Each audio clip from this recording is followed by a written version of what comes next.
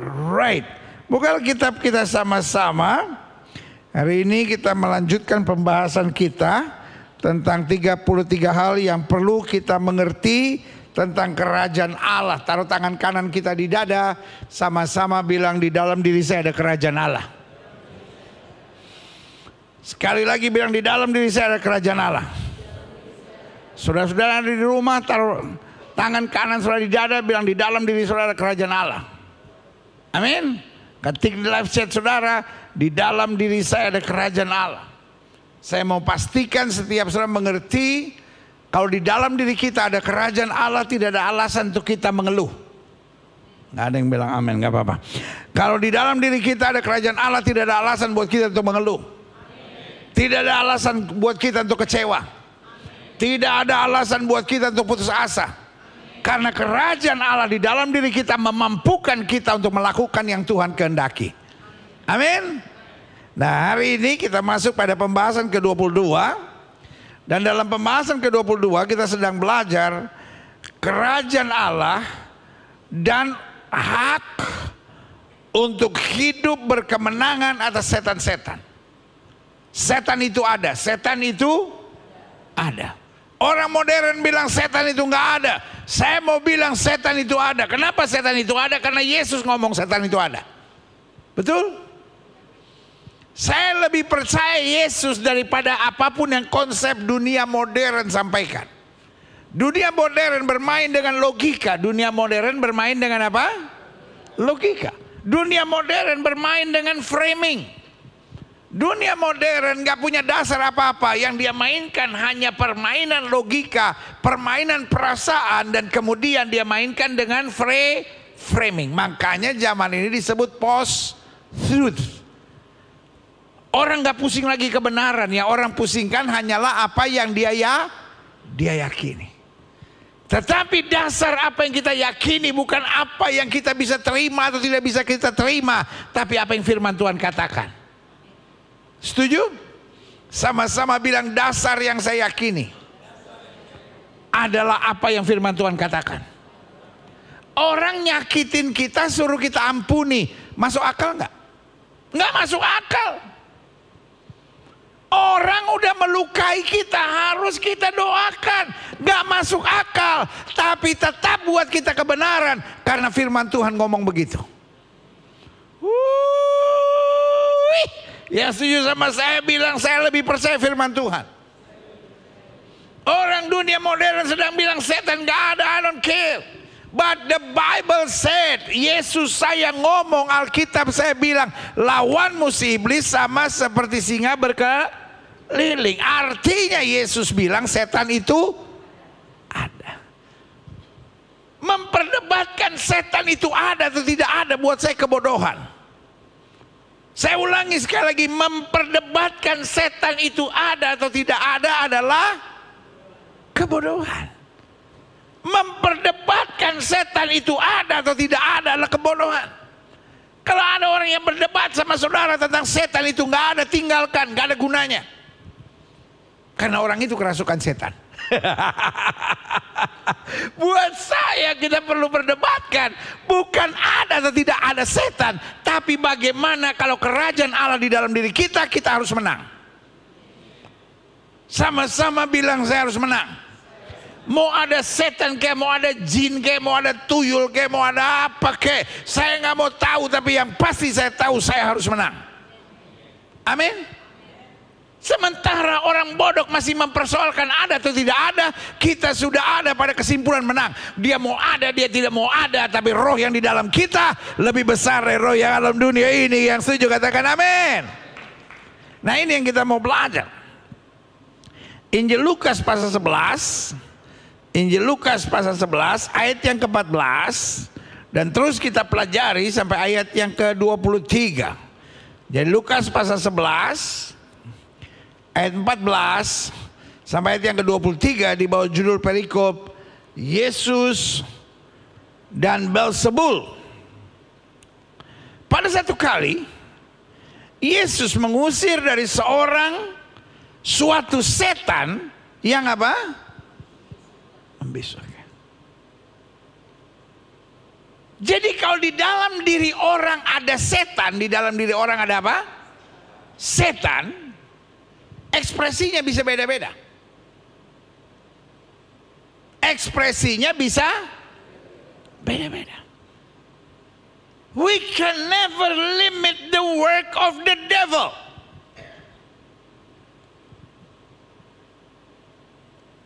Jangan batasi kegerakan setan.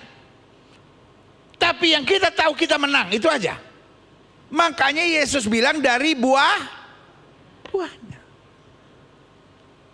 Walaupun orang ke gereja, tapi kalau apa-apa benci, apa-apa dendam.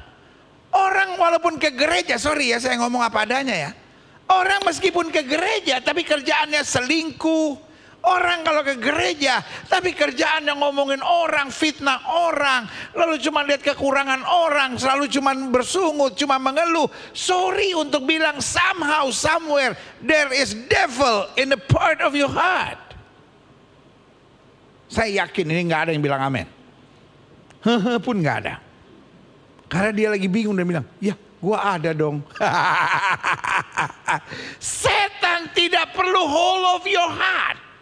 Saya ulangi sekali lagi. Ini kebenaran yang saya ngerti nggak semua orang akan mengkhotbahkan ini. The devil doesn't need whole of your heart. He just need a very small part of your heart. Tahukah saudara, setan nggak perlu sepenuh hati saudara. Kita harus mengasihi Tuhan dengan segenap hati, segenap jiwa, segenap akal budi dan segenap kekuatan. Setuju? Kita nggak perlu dikuasai setan segenap hati, segenap jiwa, segenap akal budi, segenap pengertian. Karena setan hanya butuhkan a very small place. A very small place in your heart is enough to destroy all of your life. Sedikit tempat di hati saudara yang dikuasai oleh setan cukup untuk menghancurkan segalanya dalam hidup saudara. Jelas nggak sampai di sini? Makanya Yesus bilang, jangan beri kesempatan kepada iblis. Kalau Yesus butuh saudara melayani Tuhan wholehearted.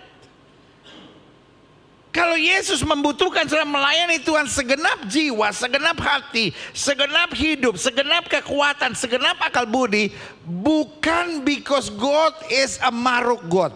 Apa itu tuh? Tuhan bukan karena a possessive God. Tuhan bukan karena Allah yang posesif gitu. Tapi karena dia nggak mau saudara beri a small place for the devil. Karena a small place in your life is enough to destroy all of your life. Jelas? Sedikit tempat saja yang saudara taruh. Oke, 95% of your heart belong to God. 95% di hati saudara milik Tuhan. Saudara cuma taruh a very small part. 5%, 5% aja. Untuk benci, untuk dendam, untuk selingkuh, itu cukup untuk menghancurkan seluruh hidup saudara.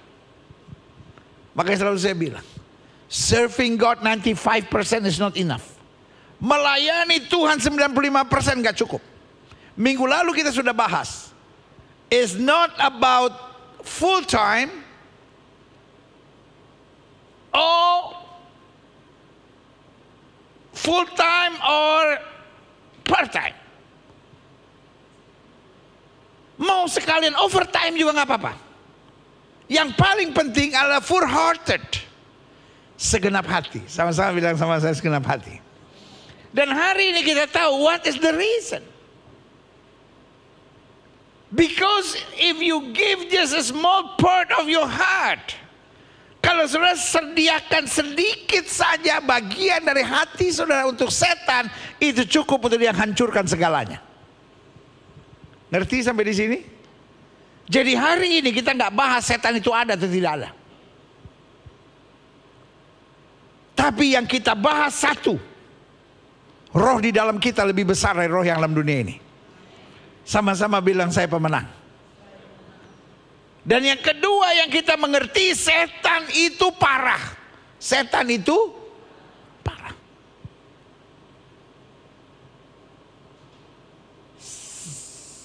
Susah untuk saya ngomong ini, tapi saya harap sudah ngerti.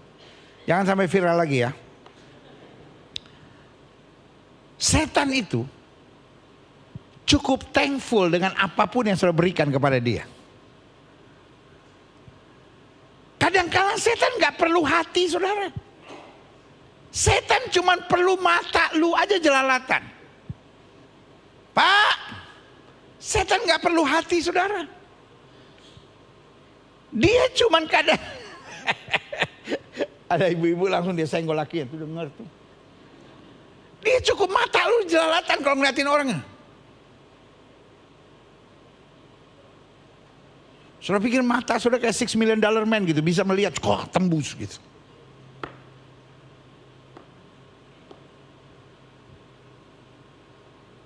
Karena dari mata lama-lama jadi pikiran. Dari pikiran lama-lama mulai 0,001%. Setan cukup thankful dengan apapun yang sudah berikan kepada dia. Maka ini bisa bahaya Gilbert ngajarin ajaran sesat nih. Setan is a thankful person. Setan itu sedikit aja kita beri kesempatan, sedikit celah saja kita berikan pada dia. Oh, dia masuk, dia jajah sampai seluruhnya. Sama-sama bilang sama saya tidak boleh beri kesempatan kepada iblis. Saudara-saudara di rumah ketik live chat saudara, saya tidak boleh beri kesempatan pada iblis. Kita punya dendam sedikit aja. Ya, tapi wajar pendeta, nih orang udah kelewatan pendeta. Setan ahli membuat kita punya excuses. Sampai kita pikir kan 95% hidup saya udah melayani Tuhan, cuma 5% ini kan dosa kecil pendeta. Itulah dia, dosa kecil yang kita keep, yang kita simpan, dia akan menggerogoti seluruhnya sampai menguasai kehidupan kita. Saya tetap percaya apapun nasihat Alkitab itu yang terbaik. Yang setuju sama saya bilang nasihat Alkitab itu yang terbaik. Dan nasihat Alkitab bilang jangan beri kesempatan pada iblis.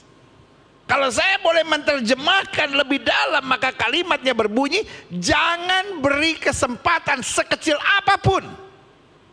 Setuju? Jangan beri kesempatan apa? Sekecil apapun kepada iblis. Sebab kalau tidak akan membinasakan kita. Jadi ingat ya, kalau kita lihat tadi dalam Injil Lukas, coba kembali ke ayat firman Tuhan. Dalam Lukas 11 ayat 14 bilang, pada satu kali Yesus mengusir dari seseorang suatu setan yang apa? Yang mengakibatkan bisu. When the devil is in your life, the expression can be different. Yang satu mungkin gak bisu, tapi genit. Yang satu mungkin gak genit, tapi emosian. Yang satu mungkin gak emosian, tapi iri. Jelas? Bu, suami ibu bisu gak? Enggak sih pendeta. Cuman kalau saya ngomong apa aja sama dia, dia cuma gini. Makanya saya bilang ya Bu ya, saya gembala, boleh kan Bu ya kasih nasihat keseharian ya Bu ya. Bu, persoalan wanita sekarang Bu, terlalu gampang curhat. Walaupun dia mulai dengan kalimat, lu jangan bilang siapa-siapa ya. Gue ini cuma ngomong sama lu aja. Tapi nggak sampai 2 bulan Bu, sampai gelo di Belanda udah tahu cerita ibu. Boleh nggak Bu saya kasih saran Bu? Curhat paling enak itu sama suami Bu. Kalau ibu curhat sama siapapun Bu, berpotensi akan jadi bahan pembicaraan orang Bu. Paling enak curhat sama suami Bu. Suami nggak mungkin ceritain ke orang lain, Bu. Dengerin aja enggak, Bu? Bener deh, Bu.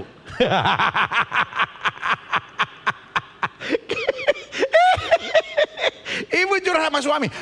Pak tahu nggak Pak? Kata ibu, oh iya. Selesai itu ada orang tanya sama dia, bini lu ngomong apa? Tahu, gue juga nggak tahu. Bu jangan dicubit lakinya, Bu. Ada ibu-ibu yang lu gitu ya? Enggak, itu Gilbert. Jadi hari ini saya mau bilang, Bu, curhat paling enak sama siapa, Bu? Sama suami. Jangankan diceritain ke orang, Bu. Didengerin aja enggak. Ada ibu-ibu lihat saya gini. Mungkin dalam hati kurang ngajar lagi gua. Gua udah sampai nangis-nangis, sampai bulu mata semua copot, kagak didengerin. Jadi yang saya mau bilang sama saudara, when the devil come to your heart, kalau setan masuk di hati saudara, ekspresinya bisa apa? Beda-beda. Jadi orang yang dendaman, jadi orang yang apa-apa kepahitan, jadi orang yang apa-apa mengeluh. Karena Alkitab sudah bilang dari buahnya. Makanya baca Galatia tentang buah-buah roh. Kalau tidak ada kasih, tidak ada sukacita, tidak ada damai sejahtera, tidak ada penguasaan diri, berarti yang ada adalah buah daging. Setelah tanam rambutan, tiba-tiba yang keluar buah duren.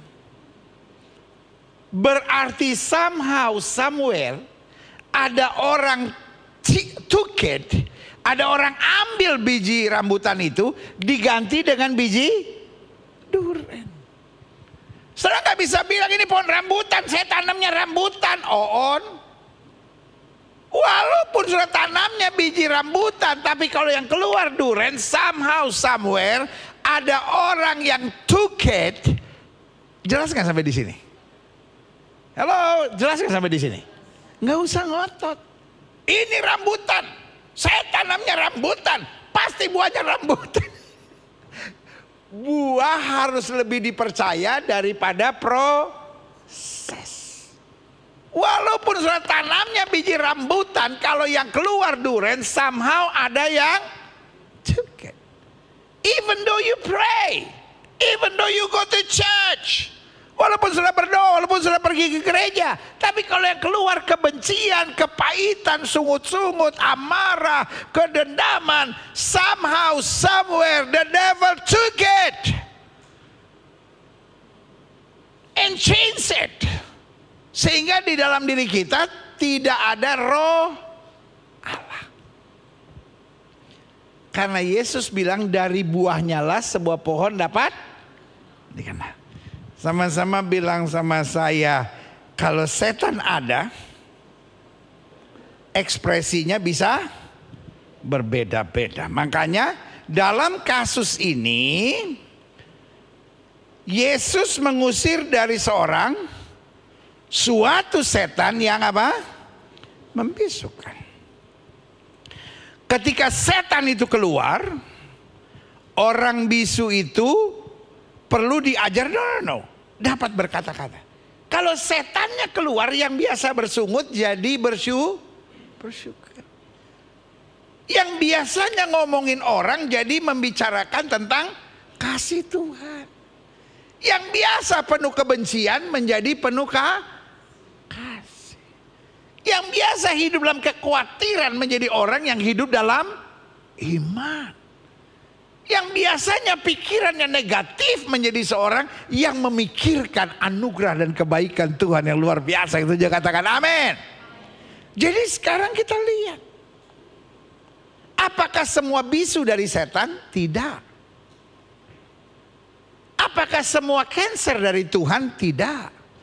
Apakah semua kemandulan dari setan? Tidak. Kalau bisunya bukan dari setan, setelah dia sembuh harus ada apa? Proses. Setuju nggak? Setuju atau enggak? Jadi dari situ kita bisa tahu sakit alamiah atau sakit serangan setan. Kalau sakit alamiah setelah sembuh harus lewati proses. Tapi karena tulinya ini, bisunya ini karena kerasukan setan, maka dikatakan apa? Ketika setan itu keluar, orang bisu itu dapat berkata-kata. Karena bisu dan tuli biasanya selalu bersama. Orang mulai tuli dulu otomatis bisu. Nah orang ini bisu tuli bagaimana bisa langsung berkata-kata? Karena bisu dan tulinya bukan karena alamiah tetapi karena setan. Saya harap sudah jelas di sini. Orang bisu dapat berkata-kata maka apa? Amazed. Heran orang banyak. Karena mestinya minimal dia mestinya aneh. Only sound they can make. Tapi ini bukan sound, it's language.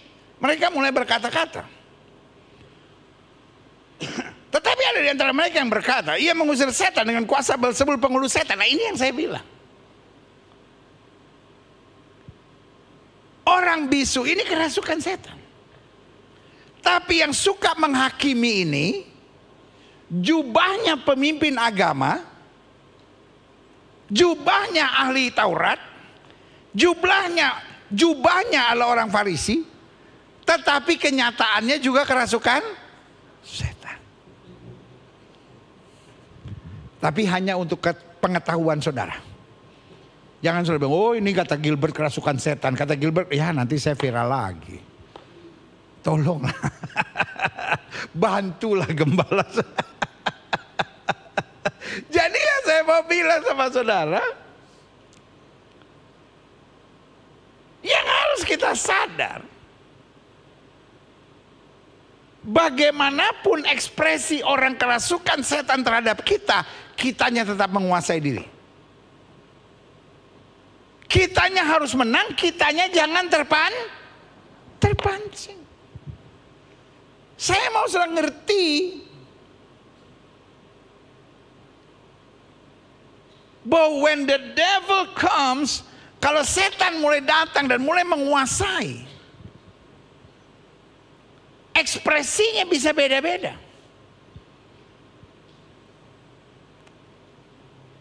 Setan yang satu diusir,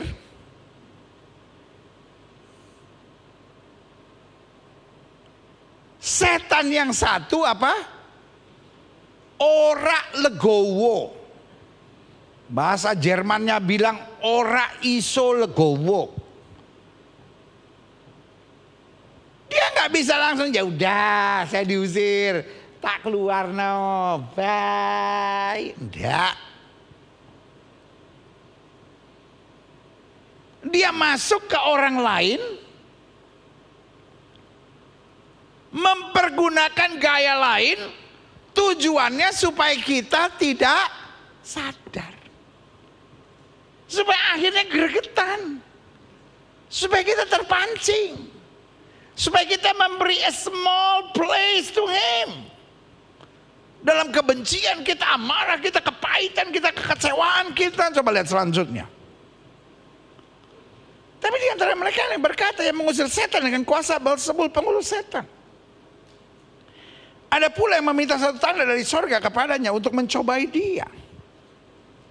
Jadi baik orang yang bisu, baik orang yang menghakimi, baik orang yang meminta tanda, sebetulnya somehow, somewhere in the heart, there is what kind of the devil. Ada setan yang mulai memainkan semuanya ini. Klik. Tetapi Yesus, sama-sama bilang sama saya, mental pemenang. Yesus mengetahui pikiran mereka. Yesus mengetahui apa yang ada di hati mereka. Yesus mengetahui permainan setan itu. Lalu berkata, every kingdom, setiap kerajaan yang divided, yang terpecah-pecah, pasti binasa. Dan setiap rumah tangga yang terpecah-pecah pasti runtuh. So Jesus know exactly, but the problem is not the Pharisees. The problem is not the dumb, but the problem is the devil. Jelas? Kadangkala peperangan kita bukan melawan darah dan daging. Kadangkala we have to be very careful. Kadangkala kita harus sangat hati-hati. Karena kita sedang ada dalam peperangan rohani. No one knows. Orang ini bisu dan tuli karena setan. Di bagian lain kita tahu ayahnya datang pada Yesus dan bilang, kami sudah datang pada murid-muridmu, tapi mereka tidak sanggup. Mereka pikir a simple illness. Mereka pikir, oh ini hanya sebuah penyakit. Tapi Yesus tahu ini setan. Dan Yesus tahu ekses-ekses yang lain juga bukan normal, tetapi ini setan. Tapi karena Yesus tahu ini sedang ada masuk dalam peperangan rohani, Yesus bongkar semuanya. Makanya Yesus bilang, tapi Yesus mengetahui pikiran mereka. Jesus knows what's really happening. Lalu berkata, setiap kerajaan yang terpecah-pecah pasti binasa, dan setiap rumah tangga yang terpecah-pecah pasti runtuh. Yesus nggak bilang kamu kerasukan setan. Jangan terlalu polos lah. Kita kan kalau kita tuh di posisi Yesus, kamu semua kerasukan setan, ya kan? Emosi mereka. Tapi Yesus sangat bijaksana. Yesus sangat bilang sama sebelah saudara kita, kayaknya harus belajar deh. Kita nih kadang-kadang kalau tahu sesuatu terlalu gampang nyablak gitu. Kadang-kadang kita harus lebih menguasai diri. Yesus mulai bilang, jikalau iblis itu juga terbagi-bagi dan melawan dirinya sendiri, bagaimana kerajaan dapat bertahan? Sebab kamu berkata bahwa aku mengusir setan dengan kuasa Beelzebul. Jadi jika aku mengusir setan dengan kuasa Beelzebul, dengan kuasa apakah pengikut-pengikutmu mengusirnya? Sebab itu mereka lah yang akan menjadi hakimmu. Ayat 20. Tetapi jika aku mengusir setan dengan kuasa Allah, maka sesungguhnya kerajaan Allah sudah datang kepadamu. Artinya Alkitab sedang mau menggambarkan, if the kingdom of God is in you, maka kita punya hak untuk menang atas setan. Sama-sama bilang sama saya, karena kerajaan Allah di dalam diri saya berhak untuk menang atas setan. Sama-sama bilang, karena kerajaan Allah ada di dalam diri saya berhak untuk menang atas setan. Sama-sama bilang, karena kerajaan Allah di dalam diri saya berhak untuk menang atas setan. Jelas? Kita bukan hanya berhak untuk menang atas setan, kita juga harus berhak memiliki hikmat untuk menyadari when the devil come and attacks us. Kita juga harus punya hak untuk mengetahui kapan sesungguhnya setan sedang menyerang kita. Haleluya. Saya harap help you a lot. Saya sengaja bicara lambat-lambat supaya saudara jelas. Apabila seorang yang kuat dan lengkap bersenjata menjaga rumahnya sendiri, maka apa? Kalau kita diperlengkapi dengan kuasa kerajaan Allah dan kita jaga rumah kita sendiri dengan kuasa Allah, dikatakan apa? Amanlah segala miliknya. Tapi kadang-kala kita tidak sadar. Kenapa pentingnya kita memiliki kerajaan Allah di dalam diri kita? I know. Dari serial khotbah yang saya sampaikan, Saya bisa menyatakan bahwa salah satu serial khotbah yang paling berat untuk diikuti adalah 33 hal penting yang harus kita mengerti tentang kerajaan Allah. Buat sebagian orang, they never heard about this. Dan buat sebagian orang terlalu tinggi untuk dimengerti. Tapi saudaraku yang kasih dalam Tuhan, tidak ada pilihan lain buat saya kecuali saya menyampaikan buat saudara, karena this is so important. Saya percaya setan gak mau kita tahu tentang hal ini. Setan mau kita cuma ada pada standar, oh yang penting kamu Kristen. No. Sebagai gembala saya punya tanggung jawab untuk membawa saudara pada higher level, yaitu menjadi orang percaya yang menyadari kita adalah kerajaan Allah. Karena ketika di dalam diri kita ada kerajaan Allah, maka yang pertama, kita punya hak untuk menang atas setan. Amin. Karena setiap orang beragama akan diganggu oleh setan. Tapi warga kerajaan harus menang atas setan. Tapi kita bukan hanya harus menang atas setan, tapi kita juga punya hak untuk mengerti dan menyadari segala permainan setan. So kita bisa distinguish, kita bisa membedakan, oh ini kondisi normal, oh ini serangan setan yang sedang terjadi. Murid-murid belum ngerti.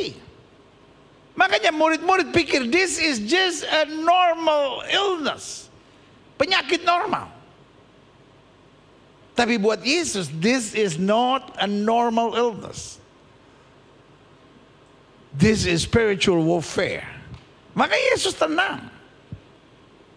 Lalu Yesus menyampaikan rumusan-rumusannya. Apabila seorang yang kuat dan yang lengkap bersenjata menjaga rumahnya sendiri, maka amanlah segala miliknya. Tapi jika seorang yang lebih kuat daripadanya menyerang dan mengalahkannya, artinya dia nggak sadar. Dan ketika dia nggak sadar, dia diserang, maka orang itu akan merampas perlengkapan senjata yang diandalkannya dan akan membagi-bagikan rampasannya. Maka Yesus bilang, siapa tidak bersama aku, ia akan melawan aku.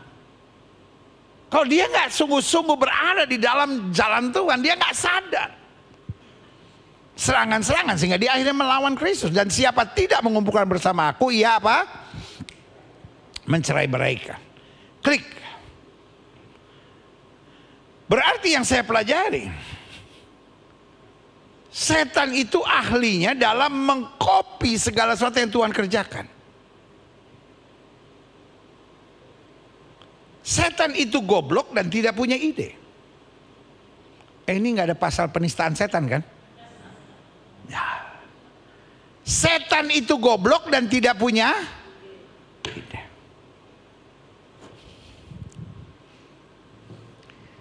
Ide Tuhanlah membuat Musa melemparkan tongkat dan tongkat itu menjadi ular. Ahli-ahli nujum Mesir hanya punya ilmu kopi. Sorga tidak punya mesin fotokopi, tapi neraka banyak mesin fotokopi. Yang ada di neraka hanya mesin fotokopian semua. Jadi apa yang terjadi? Tuhan bilang sama Musa, throw. Dia lempar.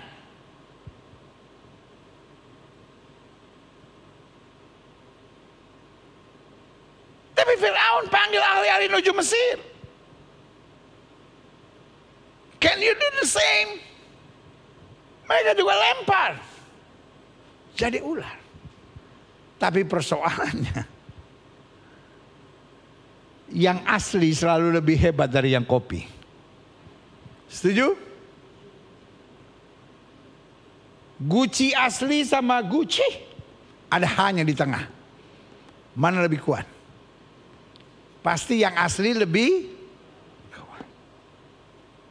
Karena itu ularnya Musa memakan habis semua ular-ular ini. Sampai Tuhan bilang, pegang buntutnya. Waktu dia pegang buntutnya. Dan saudaraku, kalau saudara ngerti ilmu ular, jangan pernah pegang buntut ular. Kalau saudara tangkap ular, pegang di leher, pegang di leher. Karena ular kalau dipegang di leher nggak bisa kemana-mana. Ngerti nggak maksud saya? Tapi kalau pegang buntut dia cat hidung lewat. Kalau dia cat di leher, inna lillahi wa inna ilaihi rajiun. Ngerti nggak maksud saya? Jadi waktu Tuhan bilang sama Musa, hold the tail, pegang buntutnya. Musa mau pakai logika atau Musa mau pakai ketaatan? Dia pegang buntutnya. Dalam hatinya Tuhan, udah apa yang mau terjadi terjadilah. Dia pegang buntutnya, kembali jadi tongkat.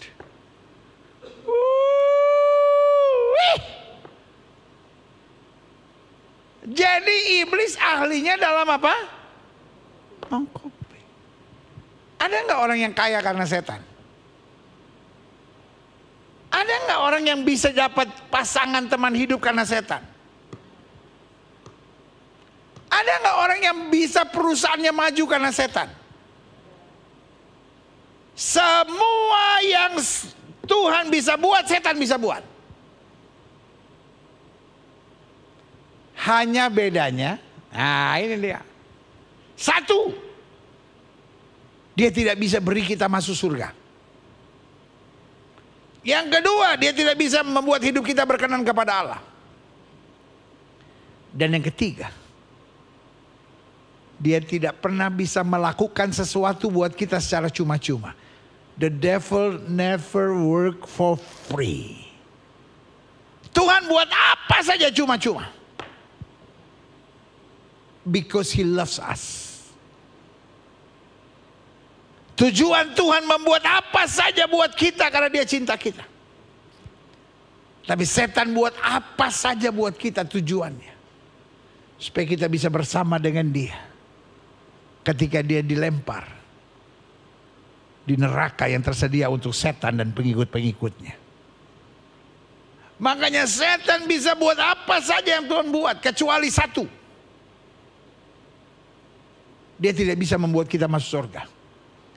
Yang kedua, dia tidak bisa buat hidup kita berkenan kepada Tuhan. Dan yang ketiga, dia tidak bisa menolong kita dengan cuma-cuma. The devil never work for free. Karena setan kalau dia kerja, yang ngeri bos tumbalnya. Yang ngeri apa? Yang ngeri apa? Tumbal. Setan bisa nggak buat orang mandul punya anak? Bisa. Tapi apa yang jadi sama anak itu nanti? Wallahu a'lam. Setan bisa nggak buat orang yang udah umur 40 tahun nggak punya anak, nggak 40 tahun nggak menikah bisa menikah? Bisa. Tapi ini yang saya mau bilang. Setan bisa bikin kaya, setan bisa bikin sehat, setan bisa bikin orang berumah tangga, setan bisa bikin perusahaan orang maju, tapi tumbalnya bos. Apa saudara? Belang sama sebelah sudah tumbalnya. Kalau kita taat sama Tuhan, tumbalnya adalah kita ke sorga, rumah Bapa dalam kemuliaannya. Beri tepuk tangan ya, beri ya. Kita lihat selanjutnya. Jadi dalam hal kerajaan, iblis juga kopi. Dia juga bikin kerajaan kegelapan. Maka Yesus bilang, kerajaan yang terpecah-pecah tidak akan dapat bertahan. Dari mana saya tahu iblis membangun juga kerajaan? Karena dia mau dianggap sebagai raja. Dari mana saya tahu dia mau dianggap sebagai raja? Matius 4 ayat 8 sampai 9 bilang, dan iblis membawanya pula ke atas gunung yang sangat tinggi dan memperlihatkan kepadanya semua kerajaan dunia dengan kemegahannya, dan berkata kepadanya, semua itu akan kuberikan kepadamu jika engkau apa? Sujud menyembah. Pertanyaan saya, setan tahu nggak siapa Yesus? He knows exactly. Ingat di Gadara tempat orang-orang Gerasa? kau mau apa dengan aku, hai Yesus, anak Allah yang maha tinggi. Dia tahu Yesus adalah Tuhan dan segala Tuhan. Dia tahu Yesus adalah Raja dan segala Raja. Tapi kali ini dia mau show off. Dia mau bilang, hey, I'm bigger than you. I am your king. Worship me. Istilah sembah sujud hanya untuk raja. Tapi Yesus bilang,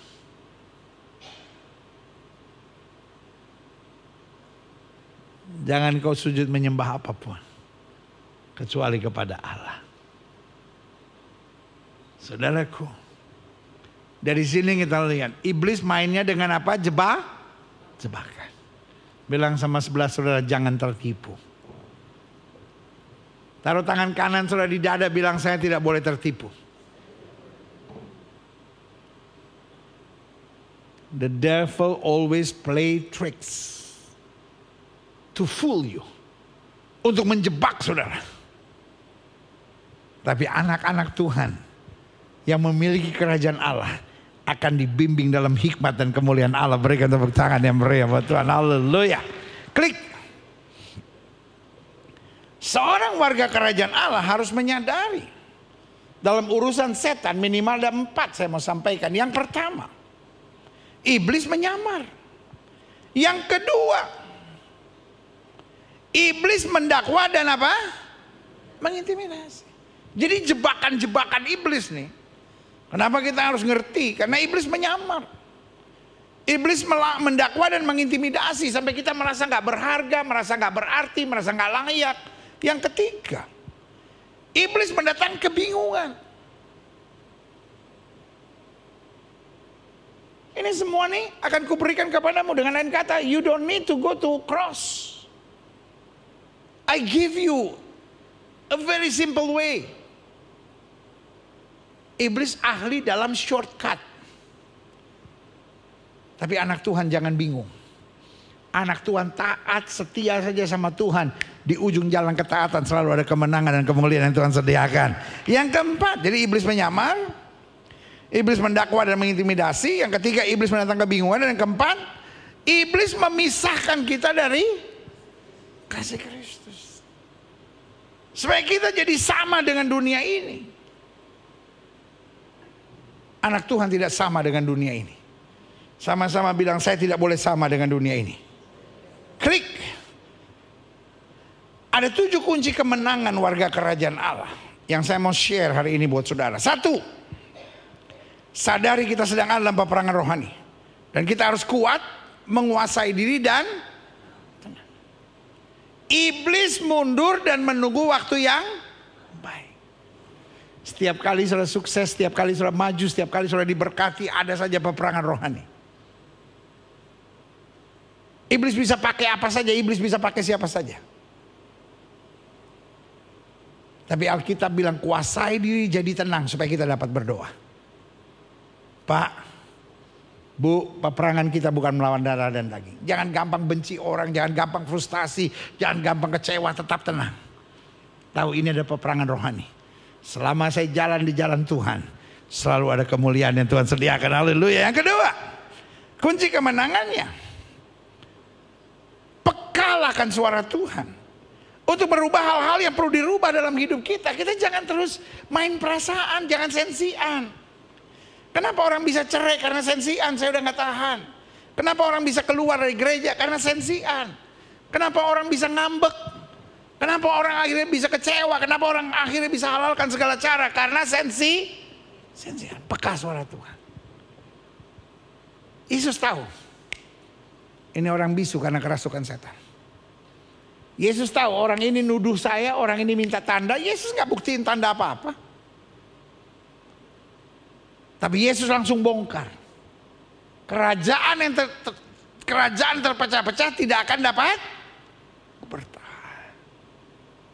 Kalau iblis mengusir dirinya sendiri, dengan lain kata, bahasa lain dia bilang, ini setan semua sedang merasuk kamu. Tapi dia tidak terpan, karena dia peka akan suara Tuhan. Saya berdoa jemaat yang olehnya Tuhan percayakan saya gembalakan, baik yang di gereja maupun yang di rumah. Jangan jadi orang sensian. Jangan jadi orang yang apa-apa, oh saya logis nih pendeta, saya logis. Enggak. Kita jadi orang yang pekakan suara Tuhan. Kita nggak mudah terpancing. Kita tahu persis Tuhan sedang bilang sama saya jangan. Tuhan sedang bilang sama saya hati-hati. Tuhan sedang bilang sama saya tenang aja. Tuhan sedang bilang sama saya berserah aja. Tuhan yang akan berperang ganti kita, beri tepuk tangan yang meriah. Tuhan. Yang ketiga, kunci kemenangan warga kerajaan Allah, hiduplah dalam iman sambil selalu isi pikiran dengan hal-hal yang membangun dan menjadi berkat. Saya selalu bilang gini, kadangkala tugas kita bukan harus menemukan strategi yang tepat untuk menyelesaikan masalah. Tapi kadangkala tugas kita memenuhi pikiran kita untuk selalu jadi berkat. Waktu kita jadi berkat, Tuhan membuat semua masalah kita diselesaikan. Amin. Yang keempat, kunci kemenangan warga kerajaan Allah, mendekatlah dan percayakan sepenuh hidup kita pada Tuhan. Gak semua masalah harus kita selesaikan. Sama-sama bilang sama saya, ada masalah yang harus saya selesaikan. Tapi ada masalah yang Tuhan yang akan selesaikan buat kita. Amin. Tugas kita cuma sederhana. Waktu kita udah mulai ragu, saya kurang dekat sama Tuhan. Waktu kita udah mulai, aduh jangan-jangan begini, jangan-jangan begini, jangan-jangan begini. Wah, saya udah mulai terlalu jauh dari Tuhan. Mendekat pada Tuhan, Tuhan, I know you can do it. Amin. Haleluya. Yang kelima, kunci kemenangan warga kerajaan Allah, jangan lari dari kenyataan. Anak Tuhan gak pernah lari dari kenyataan. Anak Tuhan bukan orang-orang cengeng. Anak Tuhan tidak lari dari kenyataan. Nikmati pertandingan iman ini untuk menuntun pada pengalaman-pengalaman yang dahsyat dengan Tuhan. Saya kebetulan cukup sering pelayanan di pedalaman. Pedalaman Kalimantan, pedalaman Sulawesi, pedalaman Papua. Kadang-kala saya mikir, ini saya di mana nih? Kalau saya di pedalaman Papua gitu, saya takutnya tiba-tiba saya lewat ada tulisan Welcome to Afrika Selatan. Gitu. Karena ini tengah-tengah hutan, saudara. Dalam hati saya, ini ada orang nggak di sini? Waktu saya pertama kali ke Sumba, daerah Waikabubak, tahun 95. Ayah mamae. Tahun 95 Waikabubak masih sepi sekali. Saya dibawa ke tengah hutan, yang apa ini? Saya pikir, waduh, ini kalau saya ditinggalin di sini 4 tahun kemudian saya baru bisa keluar nih. Saya pikir ini ada orang nggak di sini. KKR-nya mulai jam 4, bayangin nggak? Orang biasanya KKR kan jam 6, KKR jam 4. Saya pikir ada orang nggak ini? Tiba-tiba di lapangan ribuan orang datang, penuh itu lapangan. Dalam hati saya, ini semua orang atau ada pohon-pohon pisang yang bisa ngomong ini? Berkali-kali saya dalam pedalaman. Saya ngeri juga, ini di mana saya ini? Tapi saudaraku, nikmati saja. Karena di ujung jalan yang kelihatannya gak jelas, ada berkat Tuhan yang tersedia buat orang yang mengasihi Dia dan setia. Yang saya katakan amin. Selanjutnya yang keenam, kunci kemenangan warga kerajaan Allah. Hindari teman-teman yang apa? Tidak membangun. Teman-teman yang dipakai setan hanya untuk intimidasi, saudara. Wah, kayaknya gua nggak sanggup nih. Wah, kayaknya gua nggak kuat nih. Gua manusia bajingan juga, bikin gua emosi terus gitu. Hati-hati sama teman yang tidak membangun. Kita kan warga kerajaan Allah. Amin. Alkitab bilang pergaulan yang buruk menghancurkan kebiasaan yang baik. Saya ngerti, sudah tahu ayat ini. Tapi kadang-kala cuma gak enakan. Apa artinya kita gak enakan sama teman tapi akhirnya ngancurin semua pola pandangan kehidupan kita. Gak apa-apa bu, gak apa-apa pak. Lu dibilang sombong, lu dibilang belagu, lu dibilang sok suci, lu dibilang gak bertoleransi, gak apa-apa. Karena your mental health is also important.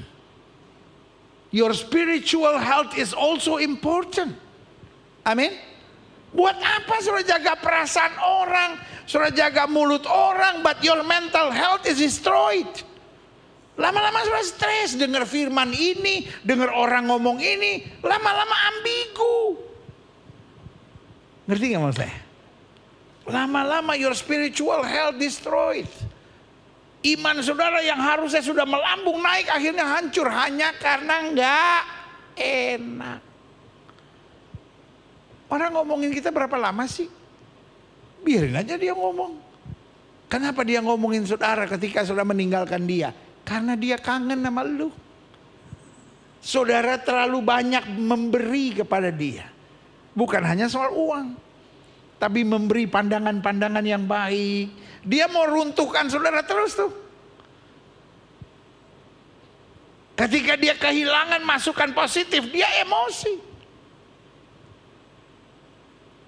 Tapi saya mau bilang, engkau tidak kehilangan apa-apa. Karena engkau sedang jaga your mental health. Engkau sedang jaga your spiritual health. Saya gembala. Saya sayang sama jemaat yang olehnya Tuhan percayakan saya gembalakan, baik yang di rumah maupun di gereja. Jangan sampai tiap minggu saya berikan masukan-masukan yang berharga. Tapi Senin sampai Jumat kau digerogoti oleh setan-setan jahanam. Sekarang saya tempatkan saudara pada a quality decision. Saudara memilih untuk tetap di jalan Tuhan, atau kau memilih gak enakan sama orang. Kalau saya boleh saran, ikuti firman Tuhan. Pergaulan yang buruk menghancurkan kebiasaan yang baik. Yang terakhir, saya undang pemain musik maju ke depan. 7 kunci kemenangan warga kerajaan Allah. Banyak bersyukur, banyak memuji dan memuliakan Tuhan. Salah satu yang terbaik for your spiritual health, salah satu yang terbaik untuk your mental health adalah bersyukur. Orang itu kalau banyak bersyukur hidupnya makin tangguh. Di dalam diri kita ada kerajaan Allah kok. Mari kita banyak bersyukur. Mari kita banyak memuji, memuliakan Tuhan. Mari kita banyak bless people. Tugas kita bukan terus mengkritik orang. Tugas kita bukan terus menyerang orang. Tugas kita bukan terus mengkoreksi orang. Tugas kita bukan terus memperbaiki kelakuan orang. Tugas kita jadi teladan. Kita puji Tuhan, kita menyembah Tuhan, kita bersyukur, kita berkata-kata yang positif, kita membangun. Mental health kita luar biasa, spiritual health kita luar biasa. Kerajaan Allah di dalam diri kita menuntun kita untuk menang atas setan dan segala kegerakannya. Berikan tepuk tangan yang meriah buat Tuhan.